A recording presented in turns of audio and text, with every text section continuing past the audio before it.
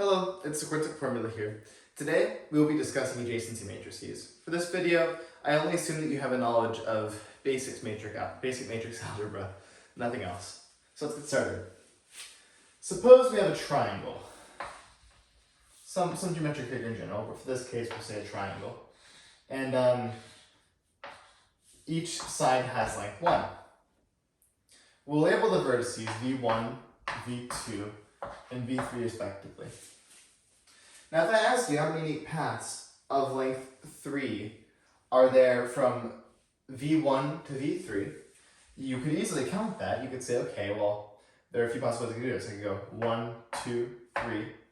I could go 1, 2, but that wouldn't work, right? So go back to v2. Or I can go 1, 1, 2, 3. So there are two unique paths of length 3 between v1 and v3. Now, I could say, okay, well, how many paths of length 2 are there between v1 and v3? And in this case, you'd say 1, because you can't go like this. You can only go 1, 2. How many paths of length 1 are there between v1 and v3? Well, 1. So, this is fine. You can count that. And you might say, okay, well, what matrices have to do with this? I can count that. But what if I asked you how many paths of length 57 there are between v1 and v3? Now, given enough time, I am certain you could count that.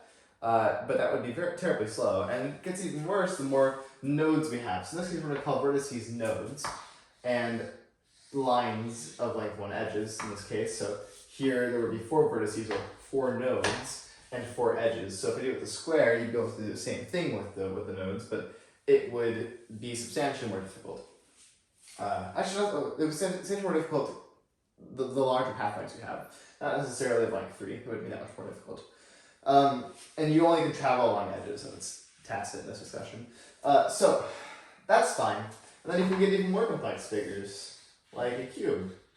And then you can get even more complex figures, you can get into like crazier 3D shapes like dodecahedrons and stuff like that. You know, if you took a D20, that'd be difficult. Especially if you get path lengths like 47, but even on a cube, if I ask you for how many paths of length 84 there are between v1 and let's say v8 over here, you'd have a hard time doing that quickly. And that's where matrices can help us. So let's get into what adjacency matrices are. So let's take a matrix. Okay, let's call matrix A. So it's equal to, well, I actually have to do the matrix first. So we have three nodes.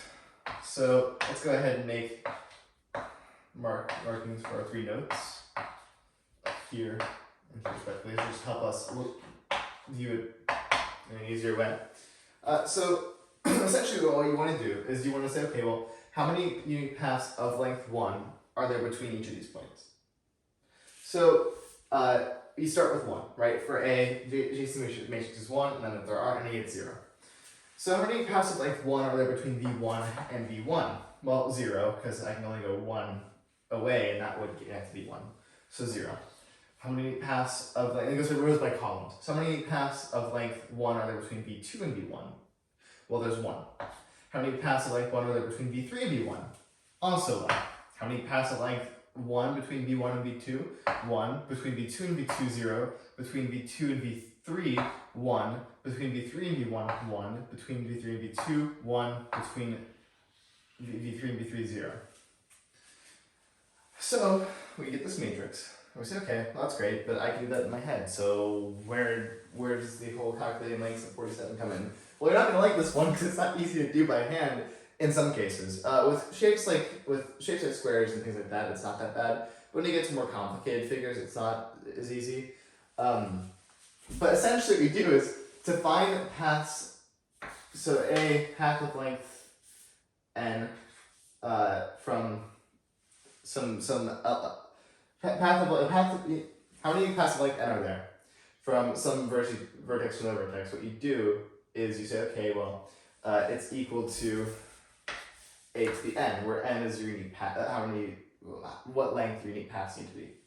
And so in this case, that's of length 1. But if I wanted all unique paths of length 2, all I'd have to do is square this matrix and then find the corresponding entry, rows by columns, to get my 2 points. So let's give an example. Let's say lengths of how many unique paths of length 3 are there between v1 and v2? Well, I take A, I know what A is, and the little else is the matrix algebra, so bear with me. But we just multiply these together, okay? So we square them. And our resultant matrix is 2, 1, and 1, and then 1, 2, 2, and 1, 1, 2, 1, and then 1. 2. So that's your resultant matrix. Double checking that? Yeah, that's good. So this is A squared, and this matrix gives us the number of unique paths of length 2 between the entries of the matrix. So the number of unique paths of length 2 between v1 and v1 is 2 because I can go 1, 2, or 1, 2. The number of unique paths between unique paths of length 2 between v2 and v2 is 2 because I can go 1, 2, or 1, 2. But the number of unique paths between, let's say, v1 and v2 here is only 1 because I can only go, I can only go 1, 2. Any other way, going this way, 1, 2, or 1, 2. So that wouldn't work. Now, all we have to do is multiply this by our matrix again, by our original adjacency matrix again, to get A3, and we'll have what we're looking for. So, multiplying this again, 2, 1, 1, 1, 2, 1, 1, 1, 2. Again, I have the matrix algebra in a little bit, so please be patient with me. 0, 1, 1, 1, 0, 1, 0. We get 2. So 2. We get 3. And we get 3. Then we get 3 again. 2, I believe. 3. 3 again. 3 again. And 2. And this makes perfect sense. This is equal to A3. This makes perfect sense because if I remember, rows by columns is what we're looking for. So again, if I want to find unique paths of like 3 between v1 and v3, all I have to do is go to the v1 by v3 entry or the v3 by v1 entry, and I get 3. Right, so that's quite trivial. And so if I were to do that, you would see quite clearly that it's a unique path of length 3 between v1 and v1 are 1, 2, 3, or 1, 2, 3. Unique paths of length so between v1 and v1 are 1, 2, and yeah, 1, 2, 3, 1, 2, 3, so 2 of them. Unique paths of length 3 between v2 and v3 are 3. Because I can go 1, 2, 3, and 1, 2, 1, 2, 1, 2, 3. I can go 1, 2, 3, and 1, 2, 3. Yeah, sorry about that. Sometimes these things are weird. So yeah, you can quite clearly see how that could work. Now, bear in mind that it gets substantially more complex the more nodes and edges you have. So suppose that instead I wanted to look at the adjacency matrix for a cube. Well, bear in mind that this unit cube that we're looking at here, has 8 vertices. There's 8 nodes and 16 edges. So if you wanted to craft an adjacency matrix for this, you would have the distinct pleasure of going v1, v2, v3, v4, v5, v6, v7, v8. You have the distinct pleasure of going through all of these matrix entries and filling them out yourself.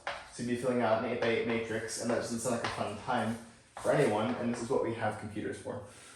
But I actually, there was one time where I was done my work in math class, and I said, okay, well, this is when I first discovered this idea of an adjacency matrix, and I was like, okay, well, might as well try it. So I actually spent some time, this was also when I was first getting into matrix algebra, I spent some time doing this calculation and actually finding the amount of unique paths of length 4 between any two vertices of a cube, and that was a fun time. So, you know, the complexity of the problem increases substantially. Now keep in mind, this doesn't preserve structure. So suppose that you have these graphs, 1, 2, or rather, it doesn't preserve orientation. So if I have these graphs and this graph, the adjacency matrix doesn't know the difference between the two. It only knows about adjacency, it doesn't know about orientation in space.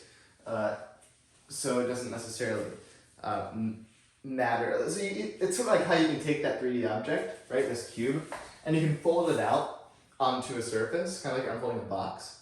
You can visualize it that way as well. And the adjacency matrix will give you the same output because, again, it talks about unique paths between nodes, not necessarily structure.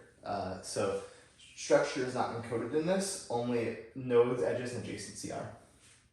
But that's nice because I can take something like a prism. So let's say I have some prism, and clearly the side length. Oh, whoa! I don't know why I did that. Clearly the side lengths of a prism are not all the same, of course. And so let's say we have this prism of side length 1. Well, we obviously have these 8 vertices, but let's say these are length 1, right? But these could be of length 2. And obviously, the adjacency matrix won't work in this case. You'd have to add another node right here, and sort of split it up. But you can still do that. You can still do that, and it would be just fine.